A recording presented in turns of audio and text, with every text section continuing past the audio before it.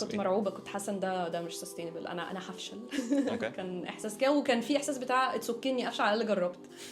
بس كان احساس مخيف. وكان المخيف اكتر ان انا لما الواحد برضو قعدنا شويه في مصر وكان بيجي لنا كلاينتس شويه اللي هو ايه، خلاص عدينا مرحله ان انا محتاجه اروح ادور انا على الشغل، او ان انا احاول put myself out there. كان اكتر اللي هو بقى فيه comfort برضو، اللي هو انا خلاص انا مطمنه ان اكيد هيجي لي projects word of mouth. حتى my network is huge في مصر يعني، وفي دبي. في امريكا حسيت ان انا ببتدي من الصفر، حتى انا كسكيلز اللي هو انا ببتدي اتعلم بقى ازاي اتكلم مع الناس بلغه مش لغتي اصلا. اللي هو ايوه احنا فلوينت انجلش، بس حتى اللي هو اللغه الدارجه اللي هو الدي تو دي ده مش عندنا.